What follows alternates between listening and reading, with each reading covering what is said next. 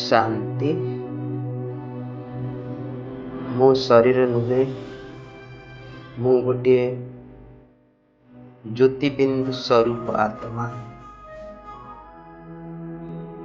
ପ୍ରକୃତି ସିଂହାସନରେ ଚମକୁଥିବା ଏକ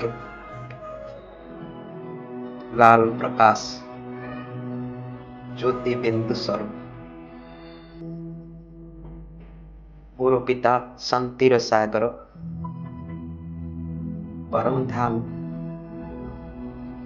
ନିବାସୀ ଅଟନ୍ତି। ଏହି ଆକାଶଚନ୍ଦ୍ର ତାରାଗଣ ଉପରେ ଏକ ଲାଲ ଧାମରେ ମୋର ଶାନ୍ତିର ସାଗର ପରମାତ୍ମା ଶିବ ବାବା ଅଛନ୍ତି। ମୁଁ ତାଙ୍କର ଅମର ସନ୍ତାନ। ତାଙ୍କର ଶାନ୍ତିର ଶକ୍ତି ମୋ ଉପରେ ନିରନ୍ତର ବଢ଼ୁଅଛି। ମୁଁ ଶାନ୍ତିରେ ଭରପୁର ହୋଇଯାଉଛି। ମୋର ଜନ୍ମ ଜନ୍ମାନ୍ତରର ବିକର୍ମ ବିନାଶ ହୋଇଯାଉଛି। ତାଙ୍କର ଶାନ୍ତିର କିରଣ